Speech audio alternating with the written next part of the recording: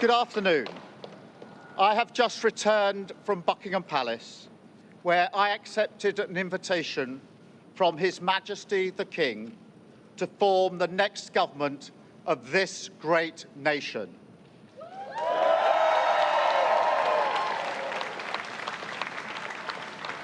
I want to thank the outgoing Prime Minister, Rishi Sunak. His achievement as the first British Asian Prime Minister of our country, the extra effort that will have required should not be underestimated by anyone. And we pay tribute to that today. And we also recognise the dedication and hard work he brought to his leadership. But now our country has voted decisively for change, for national renewal, and a return of politics to public service. When the gap between the sacrifices made by people and the service they receive from politicians grows this big, it leads to a weariness in the heart of a nation, a draining away of the hope, the spirit, the belief in a better future, that we need to move forward together. Now, this wound, this lack of trust, can only be healed by actions, not words. I know that. But we can make a start today with the simple acknowledgement that public service is a privilege and that your government should treat every single person in this country with respect. If you voted Labour yesterday, we will carry the responsibility of your trust as we rebuild our country. But whether you voted Labour or not, in fact, especially if you did not, I say to you directly, my government will serve you. Politics can be a force for good. We will show that. We've changed the Labour Party, returned it to service, and that is how we will govern. Country first, party second.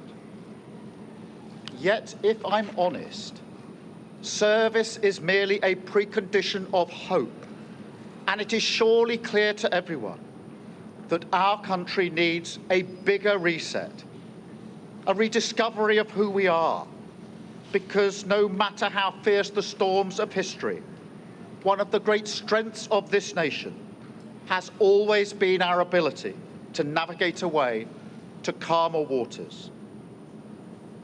And yet this depends upon politicians, particularly those who stand for stability and moderation, as I do, recognising when we must change course. For too long now, we've turned a blind eye as millions slid into greater insecurity.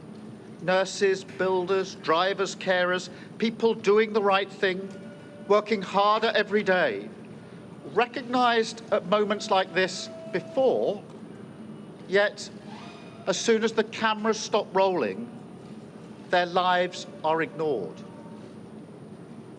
I want to say very clearly to those people, not this time.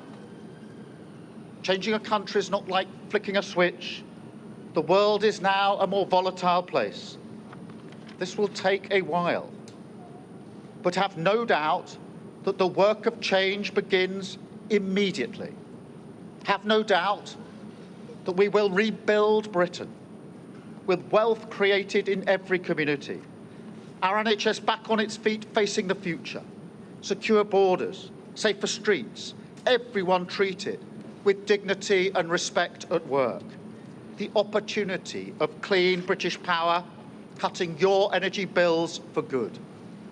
And brick by brick, we will rebuild the infrastructure of opportunity, the world-class schools and colleges, the affordable homes that I know are the ingredients of hope for working people, the security that working class families like mine can build their lives around.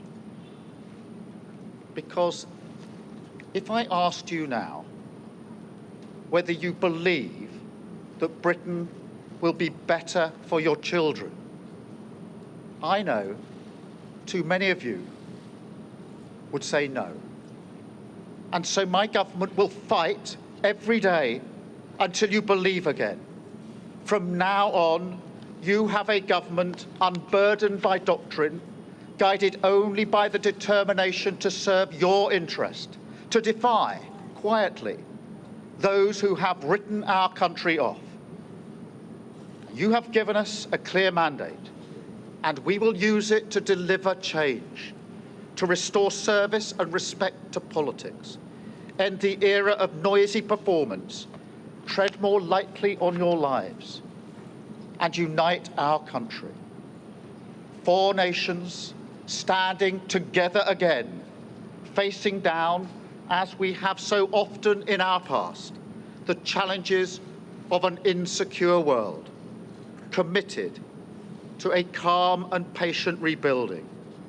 So, with respect and humility, I invite you all to join this government of service in the mission of national renewal. Our work is urgent, and we begin it today. Thank you very much.